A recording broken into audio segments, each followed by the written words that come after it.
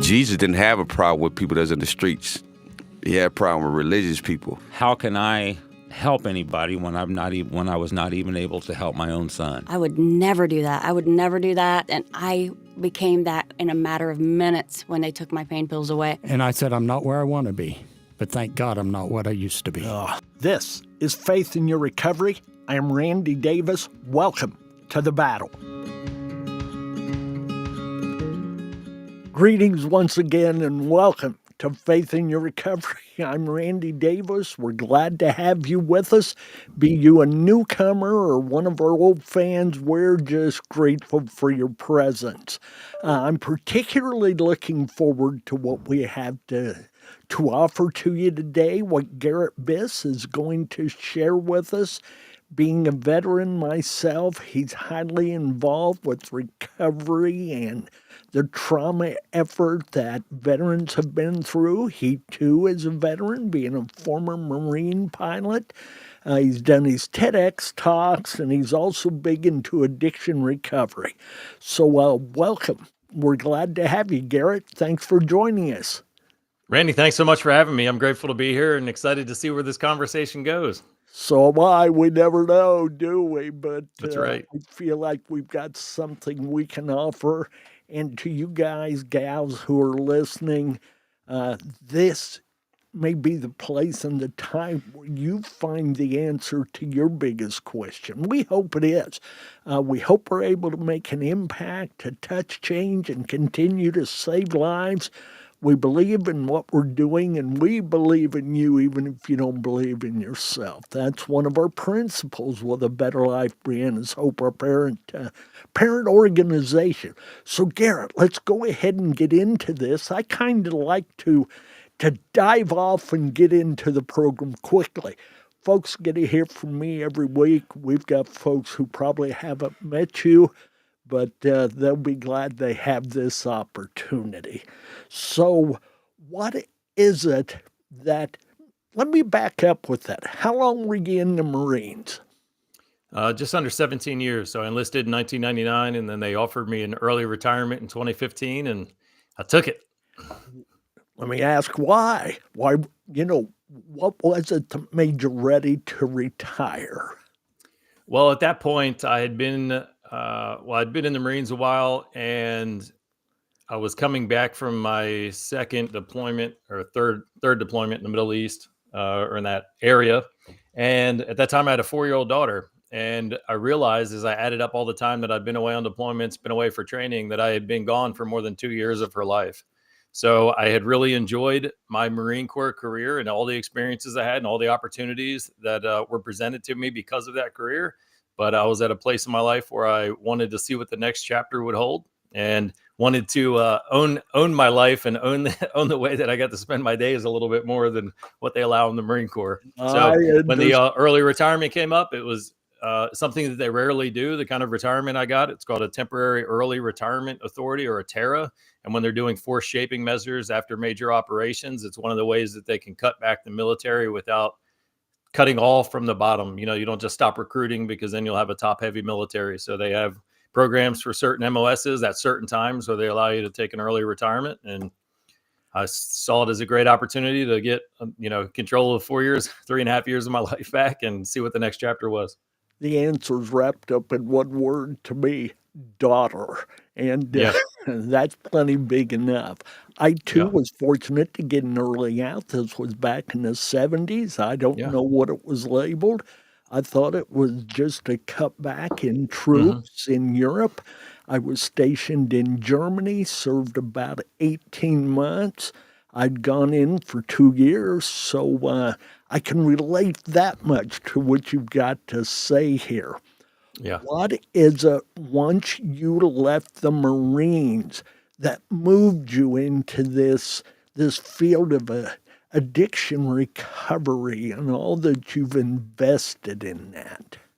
Yeah, it's a great question. So I'd love to say that it was all, rainbows and joy and just inspired passion and financial opportunities that kind of pulled me into this. But as many individuals that work in this field or have a passion about this field, it was just through some of my own life experience, especially, some challenges that I was facing, in later in my military career, and then things that got drastically worse as I transitioned out of the military. Fortunately for me, I found some great support and coaching and mentorship that helped me deal with some of the problems. What I recognized, and I was at this place, and I talk about this all the time. So in my mind, I'm like, all right, do we go down this road or this road? But the short of it is, I was in a place. I realized that there was a void inside. I realized that there was some kind of internal pain. I realized that I had an unhealthy relationship with alcohol and with some other behaviors, and I was really in touch with the costs that it was having in my life, and I wanted things to change. I didn't want things to feel the way that they were. But like many individuals that have struggled with a problematic relationship with the behavior or with the substance, there was something about the limited understanding or knowledge that I had of what, treatment or what mental health services were. There was something when I thought about reaching out for help or trying to follow some of the more traditional programs that I'd been aware of, whether it was joining a 12-step group or going to treatment or seeking mental health counseling. The feeling that I had, and again, this is because I really had no understanding of what the treatment world was like and different pathways to recovery. But the feeling that I had was from what I'd seen, there always seemed to be so much or too much focus on the substance or the behavior that a person's struggling with. And to me, that didn't sound like an answer. It didn't sound like it was going to lead me down a path to deal with the problem, because in my experience at the time, I realized that there was a tremendous pain inside of me. I felt like there was a demon that was living inside of me. And at that time, I felt the only weapon that I had to use in order to fight that demon back, so it wouldn't overcome me, was any substance or behavior that would help me numb that pain. So whenever somebody would suggest that, the substance or the behavior, whether it was alcohol or anything else, was the problem, that didn't sound right to me, because I knew the problem was something else. And to me at that time, and what I understand a lot of individuals that have struggled with addiction, the substance or behavior is the solution to a deeper problem. It's not a good solution. It's often a solution that creates a lot more challenge, but it was a solution to a deeper problem. And I was more concerned about what the heck that deeper problem was. It was a Band-Aid of a sort. It could cover the hurt. It could cover that cut, but it didn't do anything to heal it or to lead you to a better life and lifestyle. And this is really before I had any kind of introduction to, mental health or positive psychology, or even what traditionally comes up, or the services that are offered in the treatment world. But even before I was introduced to it, I felt like there was, there was.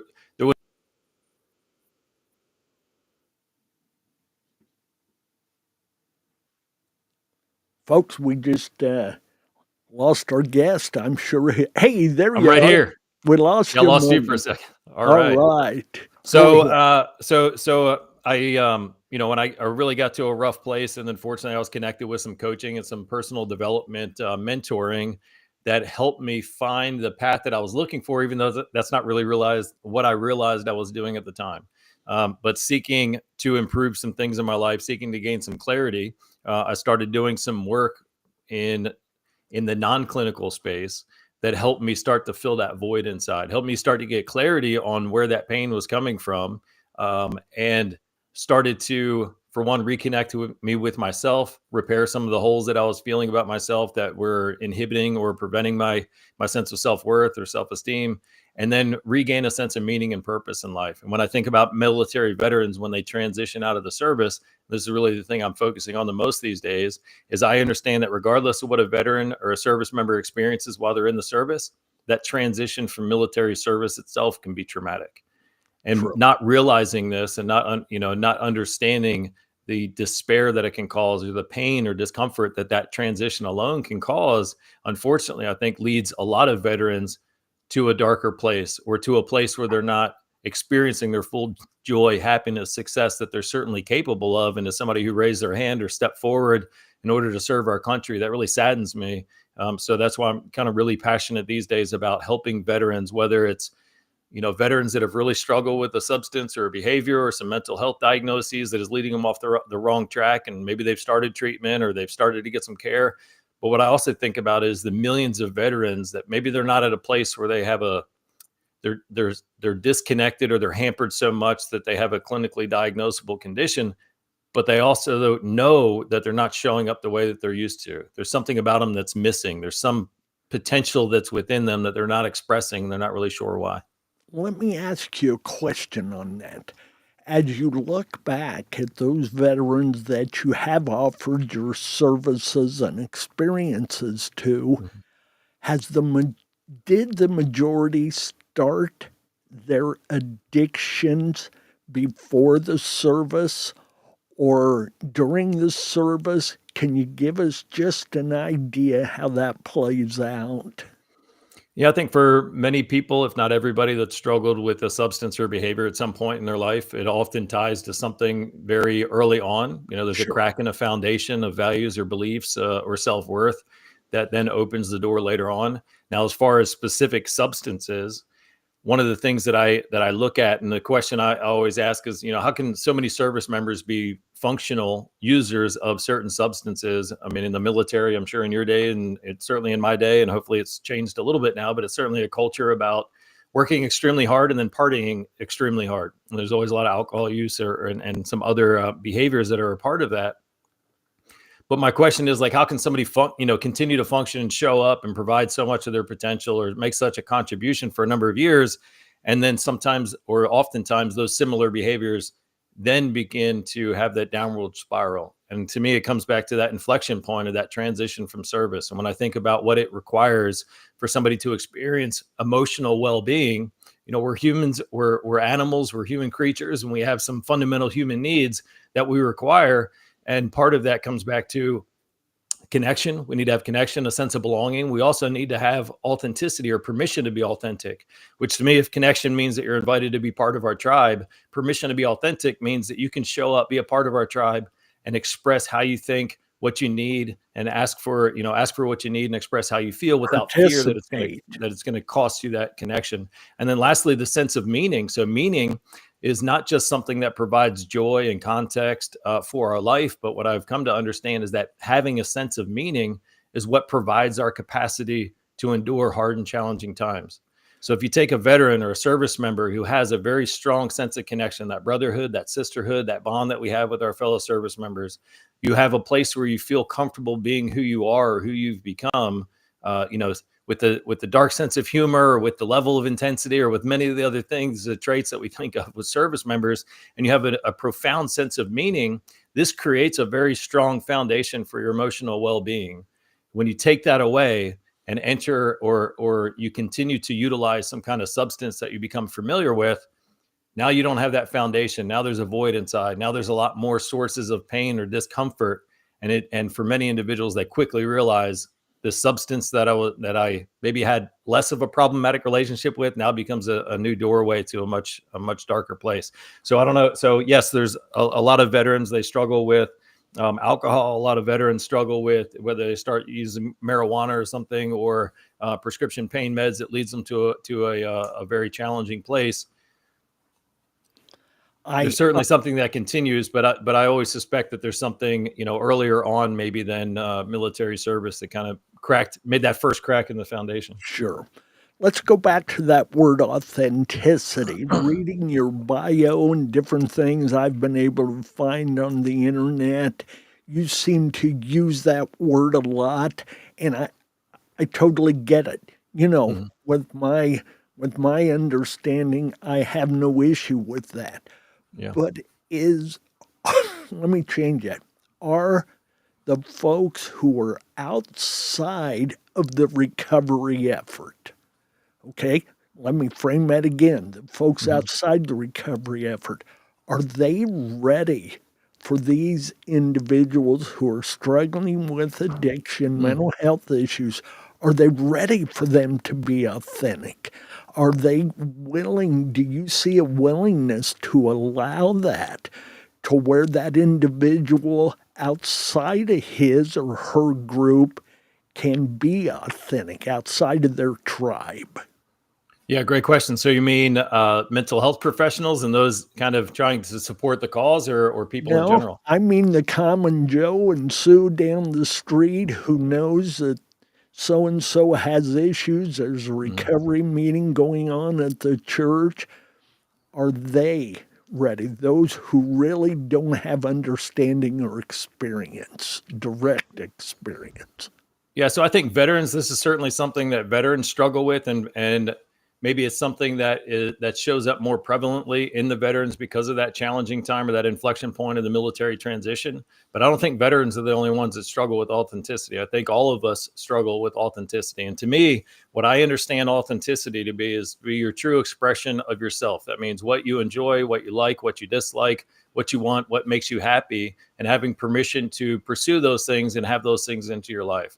Unfortunately, for many of us, there's experiences that we have in our life that teach us or condition us to believe that in order to gain the acceptance and the validation of those around us or those in our community or society, there's certain expectations about how we show up. And if those expectations aren't in alignment or they don't resonate with our authentic self, if we have certain things that we need to hide, if we've done certain things or had certain things in our past, or we feel pressure to pursue certain professions because there's some kind of expectation that we do those things, but it's not something that we honestly enjoy. I think these are things that all humans struggle with and deal with. And I think certainly anybody, and this is, kind of a broader theory of individuals that have struggled with addiction, I think you can trace it back to a separation from our authenticity. There's some individuals that experience early childhood trauma or neglect or come up in very tough situations. And the whole time they're trying to navigate, like, where can I find connection? Where can I find this feeling that I'm good enough or that I'm acceptable enough? And all the time, not navigating authentically, but navigating to fulfill this most basic need for connection with other individuals. And I think that, if we were to tie back anybody's journey into addiction, I think there's probably a line that goes from back to at some point when they separated from their true and authentic self. Now, whether that's the separation from, the way that God created us, the way that God intended us, from, our true value and worth, or whether it's a separation that was created from a traumatic experience, or just societal pressures to expect certain things or have an expectation to show up in a certain way. And I think one of the ways that it's been expressed to me that really kind of opened my eyes to this was this realization of how we treat even children. Imagine a 3-year-old child who's having a temper tantrum in the aisle of Target, and you tell them, good boys don't do that, or I need you to stand up and act a certain way. What you're also expressing to that child was, you have a feeling inside that you're trying to express, you're trying to act out because you don't have the vocabulary to express it. And what I've just told you is you need to not express that, or mommy or daddy or whoever is not going to love and accept you the same way. Now, I'm not saying that's ever directly expressed, but that's a message that can come across like, hey, there's expectations. And if you want to be accepted in this world, then there's ways that you need to show up. And this can lead somebody down to a deep, to that path, deviating from their authenticity. So I don't think I answered your question, but that's kind of what came to mind. Well, let's go back to it then, okay? In your experience, have these individuals who are now seeking help as a part of their recovery, however they do that, did their addiction start before service or during service, during their military time? Yeah. So when I think about addiction, you ask 100 people what addiction is, and you'll get 100 different answers. The one definition that I've found that feels most comprehensive and honest to me with the way that I understand addiction is the way that Dr. Gabor Mate presents it. And he says that addictions manifest in any behavior that a person craves, finds temporary relief or pleasure in, has a negative consequence because of, and yet has difficulty giving it up. So when I hear addiction, this is what I'm thinking, because I don't see addiction as something that only manifests in this arbitrary short list of substances or behaviors that we've identified as addictions. I see addiction manifesting in any behavior that provides somebody a source of relief, yet creates a negative consequence.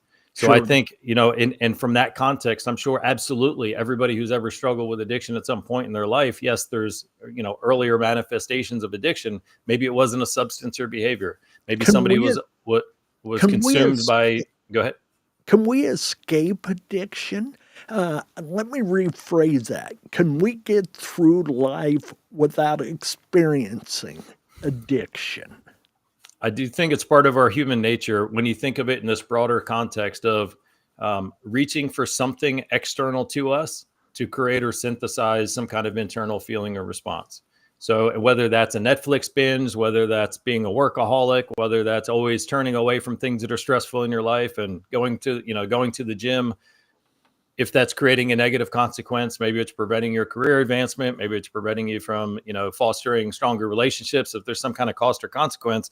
But I do think it is a normal tendency for us to turn to something external to create or synthesize some kind of internal feeling. And the pathway beyond that then is, how do I find everything within me and fill the holes within me, whether my heart, my spirit, how do I fill those things so that I don't require something external to numb that pain or to avoid that pain? And I certainly think that should be the desired end state, not removing all substances or behaviors. One thing that saddens me is I'll see some individuals in recovery who they remove X substance from their life and they think that's it. Like, that's my recovery. And that's a great first step. And I certainly applaud that. And many times that's the hardest thing to do. But now let's take the growth and the determination and the experience that you have, and let's start making, continuing that improvement process so that you can really live the life that you want, not just white knuckle it against the temptation of a certain substance or behavior, but let's get to a place where you're loving your life so much that you wouldn't even think about trying to numb or avoid the feeling that you're having. What is the best advice for that person who's living that lifestyle of addiction, whatever it may be? As you said, Netflix or heroin or anything in between, before or after. What is your best advice as a first step?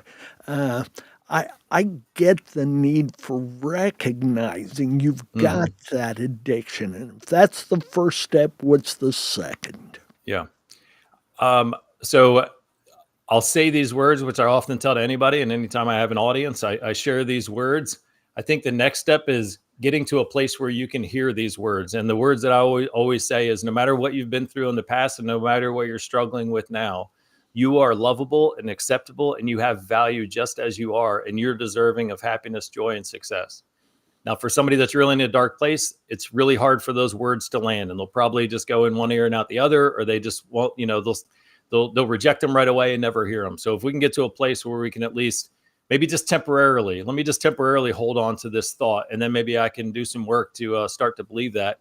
I mean, I feel, and I've been, I was told this, and I really believe this is my role as an addiction recovery coach, is to love somebody else enough until they can learn to love themselves.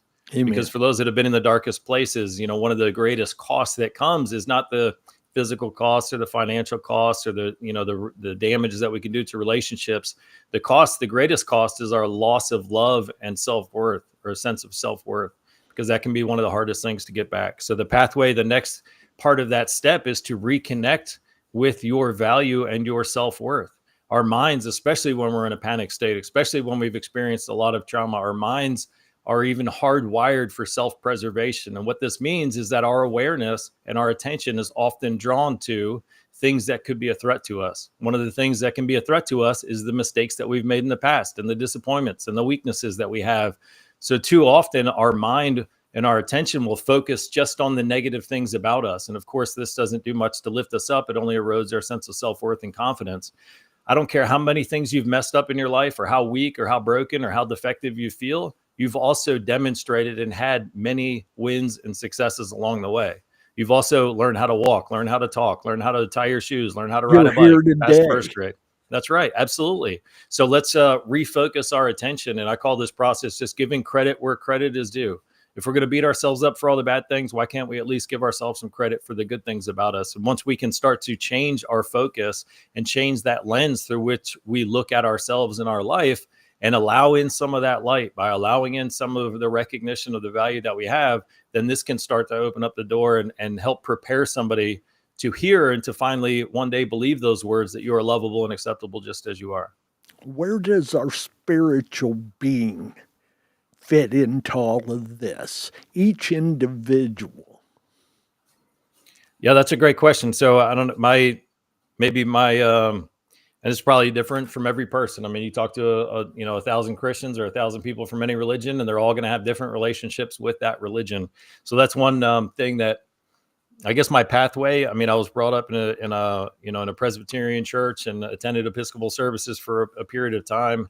But honestly, the time that I felt most connected with religion and my understanding of it as I know it was when I started studying things outside of my religion that helped me better understand what I'd been hearing. And for me, that was just a study of some principles of Buddhism that helped me kind of like go back and revisit things and begin to see and understand them differently. So for me, my understanding of religion, I don't think there's as much delineation between God and between each of us as individuals as maybe some other people do. I don't know that maybe we're not 100% the exact same thing and equal, but I don't think that we're 100% disconnected in two different entities. I think that there's, a part of that lives within us.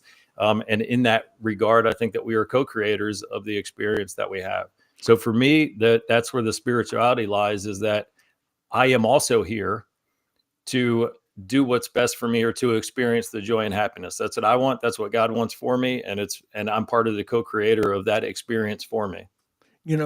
What you're bringing to my mind anyhow, the idea, your principles, your spiritual being may be different than mine, but I want to know it. I want to have mine challenged. I want to be able to defend myself in my own mind and heart, not before you. I'm not trying to prove something to you. But if I can't stand on my own feet, my own beliefs, my own spirituality, I certainly can't stand on yours.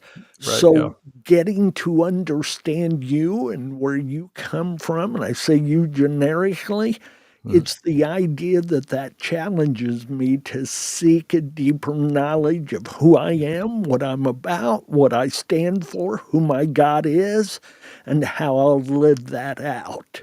So Yeah, I love that. I mean, that's all I want for anybody, to have the best relationship that they can with their spirituality that's possible. And to me, that maybe the feeling that we have or how we know that's happening is when it's 100% defined by joy, love, happiness, and gratitude, and 0% by fear, concern, lack, want, or any of the negative, things that can pull us down at times.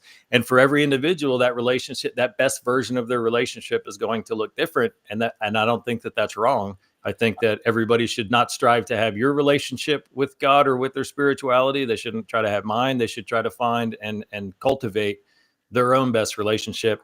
And one idea that I had that really helped me kind of fully, understand this was, one individual, you can have vastly different relationships with other individuals. You have a very different relationship with your friend as you do your brother, as you do your son, as you do your mother, as you do your boss.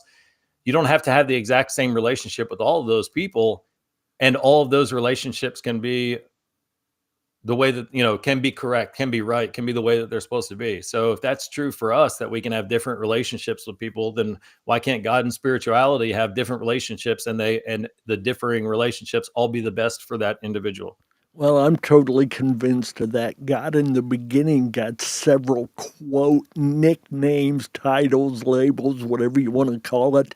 And it was based on the way that he had manifested himself to so many people. And you may see me from my high school days. Somebody else may see me from the military. Somebody else, now that I'm retired, it's still the same me. Our ice, our steam, and water all began in the same place. They're the same thing, manifested 3 different ways. I'm okay with that. I believe that we should want for others to become the them that God created them to be. You don't need to be like me. That's not going to help anybody. But hopefully you'll be like the spiritual side and seek those same kind of things for yourself. And just like recovery, the spiritual journey's different for everyone, just like the pathway to recovery. What is it that you think we are missing the most, missing the target? when it comes to being there with and for others who are struggling with addiction?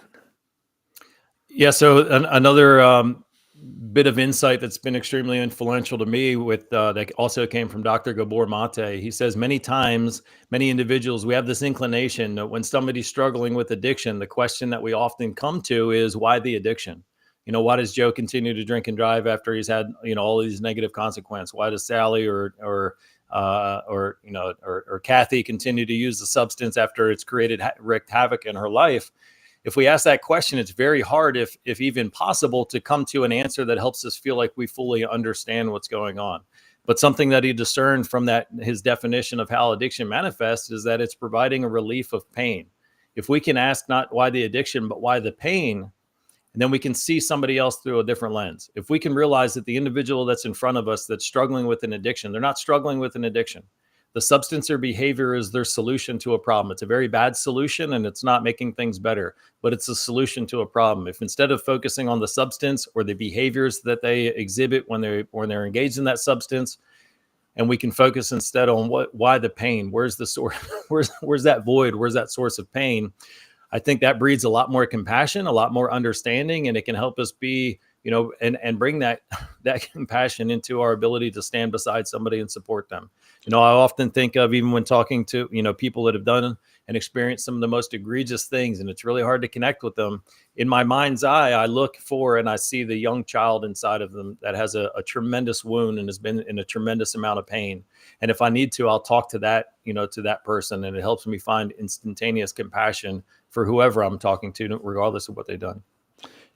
I was dealing with another individual recently that we were interviewing them. Actually, they were an inmate in jail. And we had I just heard that episode today, so I know who you're talking about. Okay. And that's if you see that gentleman as an adult and you can look to the 5-year-old and the horrific experiences that he had, how do you not find some compassion? And how do you not better understand the behaviors that he's been using?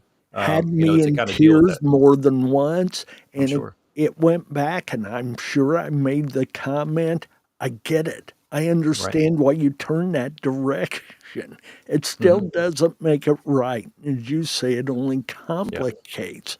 But it's the idea, if you can't, who among us wouldn't want some relief from the kind of pain some individuals face?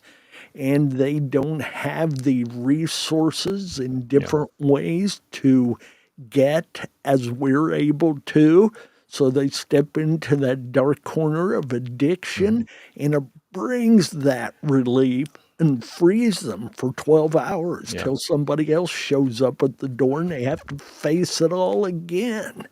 And that's what I also heard in that episode. He talked about when he was using a specific substance, how it just helped him feel like a warmth and a connect. These aren't his words, but essentially what I was hearing was it helped him feel that inner peace that we all want. It helped him feel the love that he didn't get when he was a child. It helped him feel the acceptance and the external validation, and maybe even for a moment of time, just feel like he was enough. Once you've experienced that, why wouldn't you want to experience that again? Of course. And one thing that, I talked to a lot of individuals that work in the addiction treatment field or have had a lot of contact, and those that are willing to really listen to somebody's story and listen to some of the pain that they've experienced along the way. It's hard not to come to the conclusion that, of course, you struggle with addiction. Like, how else would you even manage with the emotional pain that you carry and the burden that you carry without some very strong substance that helps you not feel that for a period of time? More than once with our jailhouse recovery interviews, they will tell us, this is the first time I've ever been able to share my story. Right. And to have the privilege of bringing them that moment of satisfaction, letting them know that somebody's listening, that you matter, and we're here to hear what you have to say, to give them that privilege and opportunity. Some of us have never been void of that. Yeah. And everybody wants that. We all need that. And that comes back to the authenticity piece. So finally being able to tell their truth is finally being able to take something that they've been holding down or bottling up inside and express it. So that provides a tremendous amount of relief. And then when you partner that, or when you pair that with that experience not feeling instantaneous rejection. I mean, that's why we bottle things up, because, for many of us, maybe we've shared something and then we saw how we were then rejected by those that we shared it with. So this goes to anybody who knows somebody who's struggling with addiction. You want to know what you can do to better help them. For one, look at it through a lens of why the pain. Where's the pain coming from? And then second, as best you can, find as much compassion and love in your heart as you can, so that when they express their truth, when they're finally cracked a little bit of that light on their true authenticity, hold space for them and don't allow them to feel rejected by you. Absolutely. Absolutely. We've got about another 8 or 10 minutes here. Reading the information that I've been able to gather on you and your ministries and all, you talk about the new American dream. Yeah, great. Explain that to us, would you? And let's touch on that for 5 or 6 minutes. Yeah, that's a great question. So I'll do a politician move here, and I'll answer your question very quickly, but then I'll divert us down another road, which I think might be better for this conversation. But then a new American dream. So that was, I got a graduate degree and a master's of real estate development. And the new American dream, it was one of my first attempts at self-publishing. And basically, it was just my vision for how our landscape of America is going to change over time. We had one major shift back with the development and proliferation of the automobile and the highway system that took the way that we lived for generations and hundreds of years before that, and it changed that landscape. And now with some technological developments, whether it's through AI, I mean, I wasn't talking about AI when I published that book in 2014, but with the way that America was being built around some public transformation or public transportation systems and some technological advancements that I thought were going to come, like autonomous vehicles and how that was going to change built America. So it's just some projections that I made about how our landscape is going to continue to evolve. But one book that might be a little bit more interesting is one that I published called Charity, the Gifts of Giving. And this really stemmed out of my own study and pondering and philosophizing, if that's even a word that I can use, philosophizing about the human experience and our connection to spirituality. And as I was in a dark period of time in my life, and I had some time to read some extra books, I got really curious, and I started reading everything that I could from different religions, different philosophical perspectives, some different belief systems. And one of the things that seemed most apparent to me was there's this common thread through everything that I read that felt true to me. And the common thread was that charity and service, or doing anything with the benefit of another person in mind, is one of, if not the only thing that we can do that's a win-win-win all around the board. So everybody gains. When we do something for another person, we benefit from it emotionally, physiologically, spiritually. There's studies that show how volunteerism can promote longevity and help us live longer, healthier lives, improves our immune system, certainly makes us feel better. There's the term called a helper's high, where people that are regularly engaged in volunteer service, they actually feel a euphoric I've had that. sense. I've been there. Certainly. And then spiritually, every major religion, the top 10 religions, which accounts for 99% of individuals on earth. There's over 4,000 recognized religions, but at least the top 6 or 8 religions, they all profess charity as being one of the greatest attribute, or the greatest things that we should engage in and value in our life.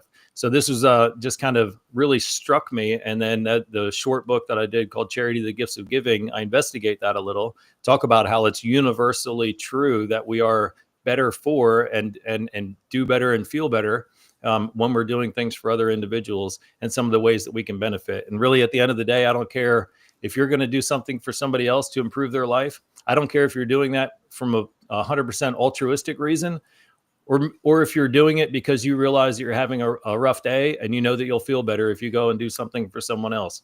Because at the end of the day, everybody wins, everybody benefits. And the person that's at the soup kitchen that's receiving his meal, he doesn't care if you're doing it because you're having a bad day and you're going to feel better because he's getting his needs met. He's going to say, thanks for this food. Yeah, How so it's a beautiful on that book, Garret. What's the Yeah, best so way to get it? you can go to my website, garretbiss.com, or you can find that and some other books that I've published on Amazon. They're all available on Amazon. Okay, we've just got a couple minutes here. Anything else you want to finish up with or touch that we haven't? I'm sure there's tons more, but this has been good. Thank you. Well, I'll wrap it back to something you said in your first couple sentences about coming here, hearing a piece. You mentioned something about, we'll possibly cover something during this conversation that's a piece or something that somebody needs to hear. And that reminded me of a way that one of my mentors, Jack Canfield, talks about the keys to success and happiness in our life. And he says many times to unlock the door to greater happiness, joy, and success in our life, it's like there's a combination lock on that door. And sometimes we are seeking new numbers to that combination lock. Sometimes we have all of the numbers. We're just not really sure what order they go into. So one of the things that we can bring to our lives is a sense of curiosity to go and find those puzzle pieces or go find those things that are going to answer questions for us. I'm always amazed by the number of times I'm either listening to a song or hearing a sermon or reading a book, and a word or a phrase will jump out to me completely out of the context of how it was delivered. And it's an aha moment to me because it's a missing puzzle piece and something that I'm trying to create or experience. So with that, I encourage anybody, listen to this episode, listen to every other episode that Randy has done, and take some curiosity into the world to find the answers to the problems that you are trying to solve for yourself. And then the last thing I'll say is that, remember, regardless of what you've been through, what you've experienced, or what you're struggling with now, you are lovable and acceptable just as you are. You are deserving of joy and peace and happiness and success in your life. There's answers out there that will solve the problems that you're facing. Just be open to it. Know that you're worth finding those solutions, and that you have tremendous value being just who you are. Folks, I couldn't wrap it up any better. We're going to leave it with those words. Stay in the battle. God bless. God loves you, and so do we. Take care.